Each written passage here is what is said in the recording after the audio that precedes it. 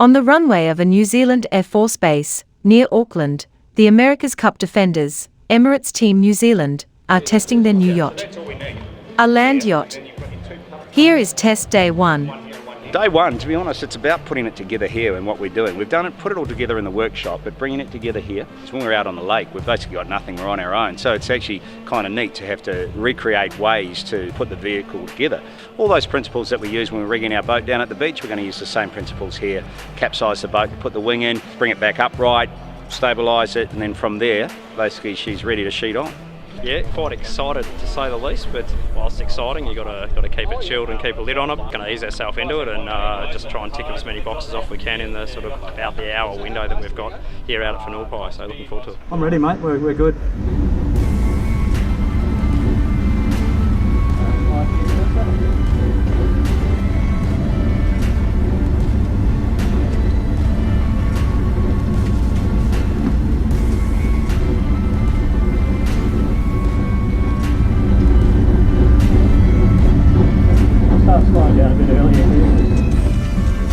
That was super cool, super cool. It's perfect, we learned heaps. I mean, just the relationship between the flap angle and the wing loading, awesome day, super happy with how it's gone. So the boys done an awesome job, and you know, the design of it and the build of it's been incredible. So to get it out here for all the guys today has been, you know, sort of one of those moments that everyone's been looking forward to for a long time, certainly me. So very successful, very, very pleased. So I'll sleep well tonight. You want to put the wing right through the middle, just slowly.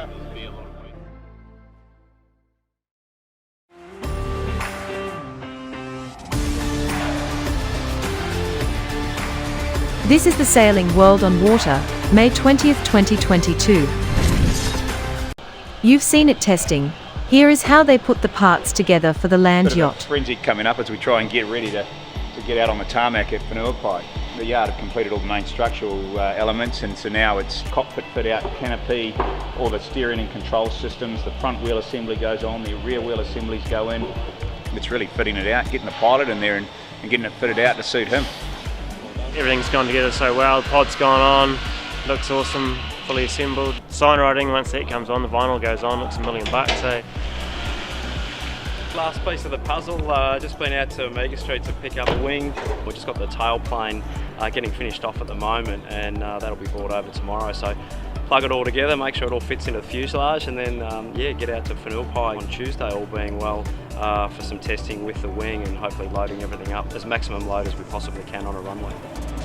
We started this just over 3 months ago. It's incredible what they've produced in a short time. This is what motivates the guys that are part of this team. The idea is to just, you know, push yourself always, and guys should feel really proud of what they've done here now. So it's always the old story, the proof's in the pudding.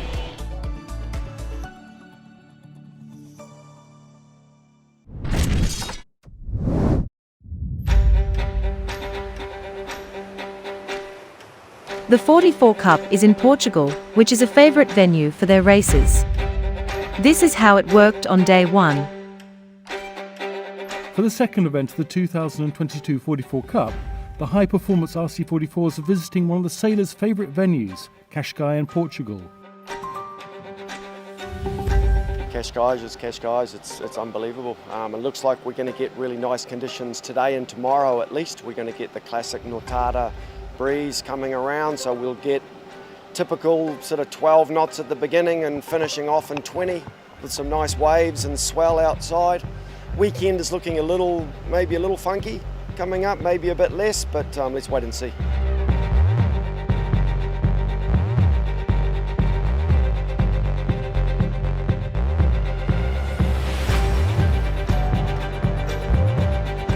Day 1 of racing took place in classic Cascais conditions, with an Atlantic swell, brilliant sunshine and a moderate northwesterly breeze that was forecast to build, but in fact never did. In these fantastic conditions, remarkably it was Nico Poons, his Kiwi tactician Hamish Pepper, and the crew of Charisma who knocked it out of the park, winning 3 out of 3 races. It was a great day for us, obviously. You know, sometimes it just all comes together. You know, it doesn't happen very often where you can get the 3 bullets, but you know, a few things went our way. We had reasonable starts, we had good speed, and the tactics were good, and got round the marks. So yeah, I think we had a good day. We're happy, and like I say, we had a few things go our way. It was all good. We have 3 more days to go, so of course we are happy to have 3 bullets here. But the regatta is not done yet.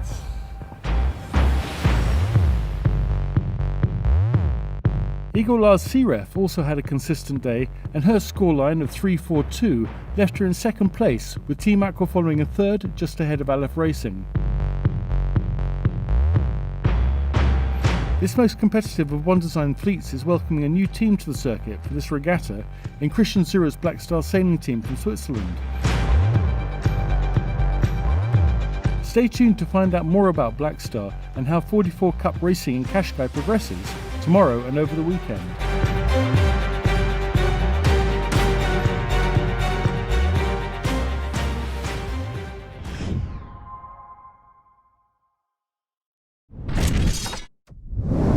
The Imocas were racing from France, round the Fastnet Rock of Ireland, and back to France. The Guyader Bermudes 1000. C'était le Vendee Globe. Là, ce sera ma première nuit en course en solitaire depuis 2 ans. C'est vrai que je suis super contente de retrouver mon bateau pour moi. Ah, si j'ai pas fait trop de bêtises, voilà, c'est vraiment ça le solitaire en fait. C'est un peu celui qui en fait le moins qui sort devant, donc potentiellement il n'y en a pas qu'à faire. Voilà, essayer de rendre une copie à peu près propre et essayer de naviguer aux avant-postes assez rapidement, même si le départ peut être un peu aléatoire. Essayer rapidement d'être devant. I mean, this is very different because, you know, everyone is here and they're together and there's a conviviality that we never had at the start of the Vendee. So actually it's been really nice to be able to spend a bit more time with the other skippers and get to know them a bit more this time. Moi, je pense qu'on va vraiment s'amuser et puis c'est bien parce que avec nos bateaux on peut jouer aussi un peu parce qu'ils aiment bien les conditions légères. Donc c'est pas comme si c'était des conditions où les foilers allaient nous déposer et puis nous on était derrière. Donc là ouais on peut jouer, ça c'est plutôt sympa quoi.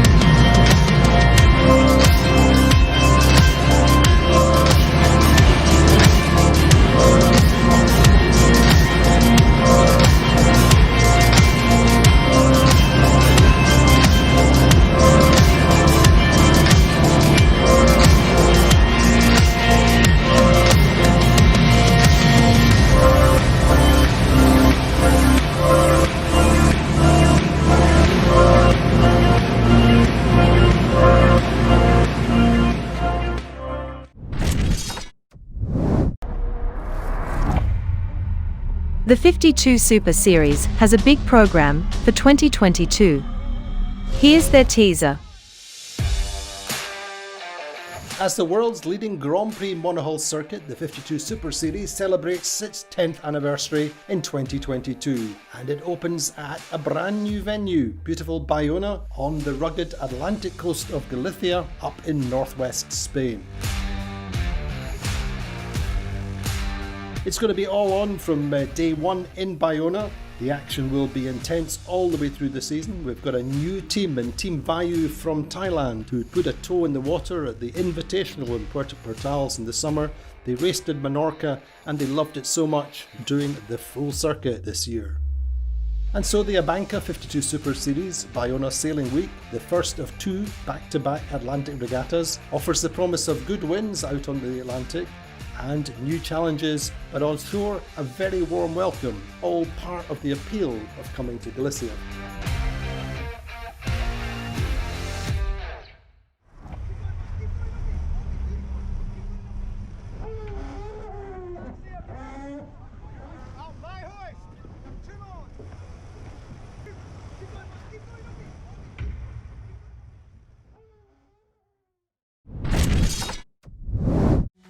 The final day of the 44 Cup in Cascais brought lots of excitement.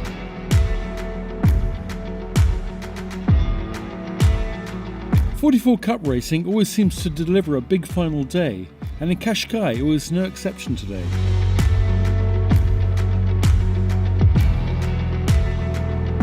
With light winds blowing from the south, 3 more races for the 8 RC44s were held, with 6 teams still fighting for podium positions.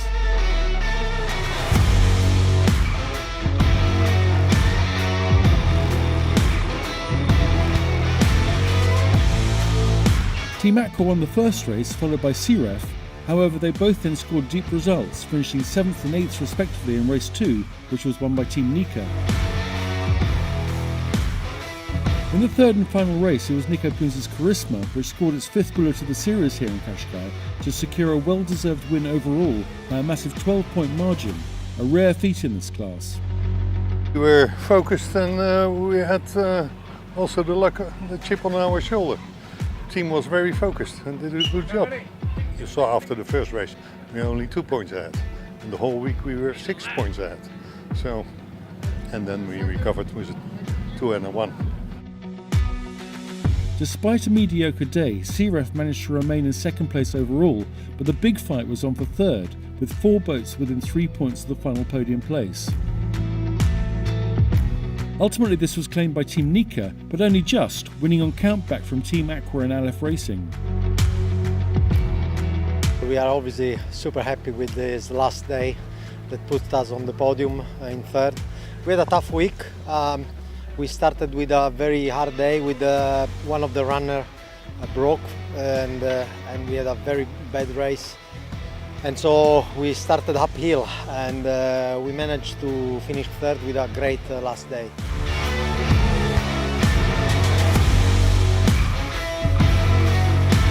The fleet now heads to Marstrand, Sweden for the third event of the 2022 44 Cup at the beginning of June. We'll see you then.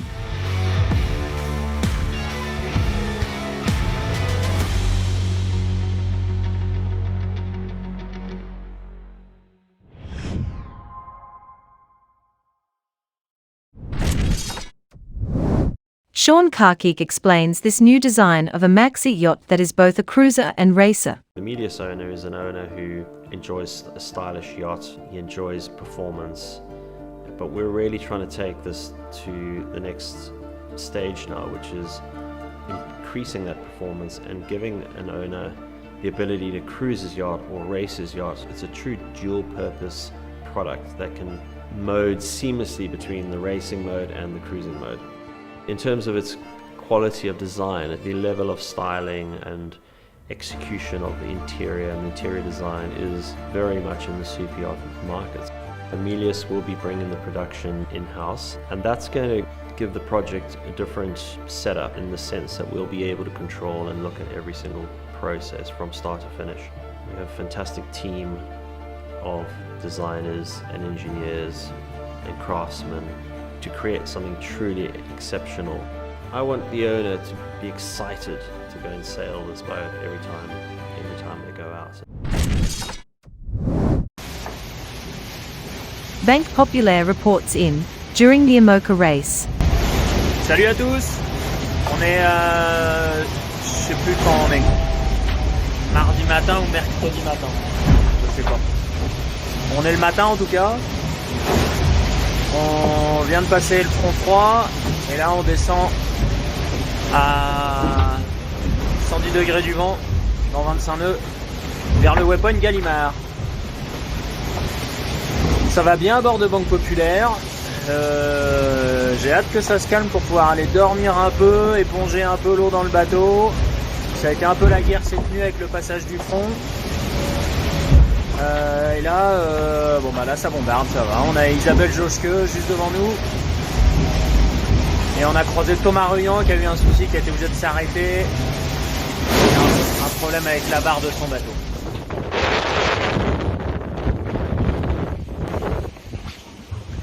Et voilà, dernier soir en mer à bord de Banque Populaire. La journée a été bien calme parce qu'on a été tutoyé l'anticyclone qui était un peu sur notre route.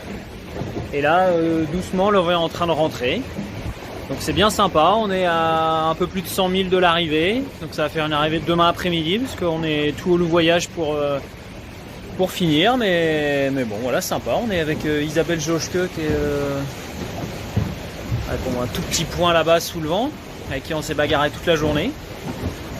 Et voilà, super journée où j'ai bien profité, c'était super sympa, c'était un peu calme mais des belles journées à passer en mer, super sympa. Allez, bonne soirée. Apivia is in a strong position on the final night of the race. Yes, Charlie Dalen proved his sailing ability, and how good is his yacht Apivia? Une dizaine de nœuds là, tranquillement vers la ligne d'arrivée.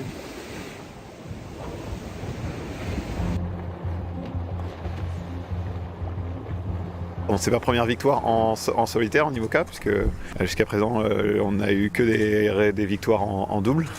Et bien sûr, il y a eu le passage de la ligne d'arrivée en premier sur le Vendée, mais pas la victoire.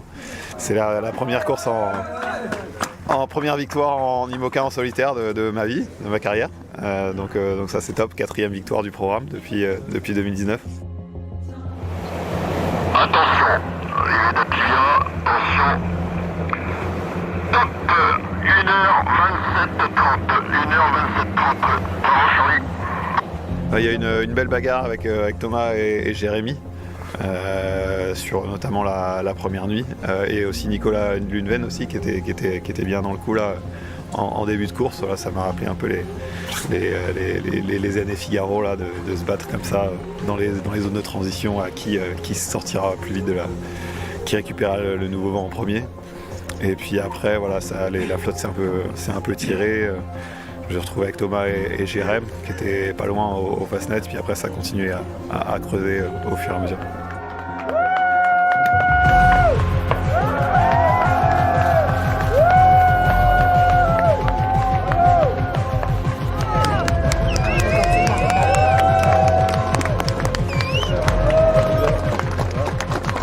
Dès la semaine prochaine, attaquer la préparation de la Vendée Arctique, puisqu'elle part dans moins d'un mois. Ça va être le plus gros morceau en termes d'engagement physique de l'année. C'est une course qui sera sûrement plus dure que la route du Rhum. Bien sûr, l'objectif sportif de l'année, c'est le Rhum, mais celle qui va être la plus difficile, ça va être la Vendée Arctique. Donc voilà, on va se préparer, on va attaquer la préparation de cette course dès la semaine prochaine.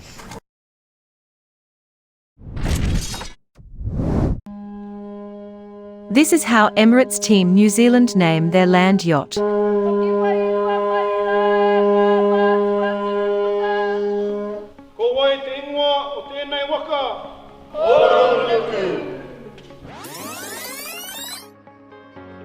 Great honour that we share these narratives with you. Hopefully they maybe share with the rest of the country as well. So the first one, Guyader. Guyader is of course the falcon. It's New Zealand's fastest, most powerful bird. Formidable speed and strength, sharp eyesight and lethal nature. Guyader is a symbol for out and out pure speed. Poronuku is the next name.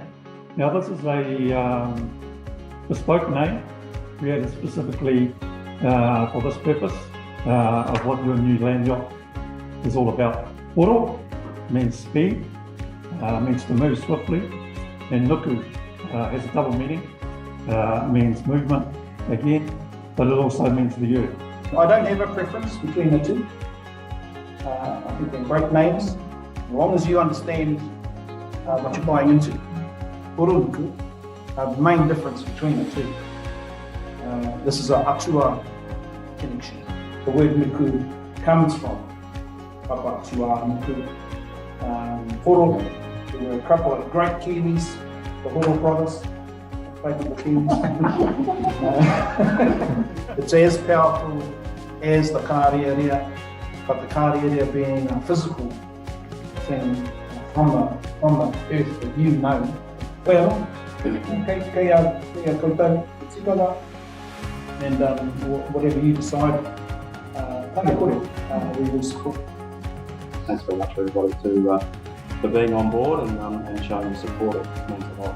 Thanks a lot.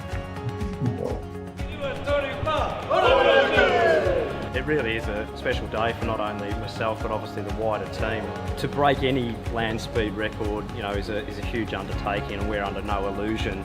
This team is very much up for great challenges, and to achieve that goal, the world's fastest wind-powered craft, certainly is a lifelong ambition of mine. I think with the guys and the rest of the team, it's certainly something that we can be very, very proud of in the future. There'll be a lot of interest tomorrow. It's a very exciting day, a little bit nerve-wracking as well, but we're straight out to Whenua Air Base for the initial wing testing and actually sailing of the craft for the very first time. So sometimes you need to do things that scare you to keep you on fire. So I think tomorrow, if it all goes well, we're setting ourselves up for a great trajectory moving forwards.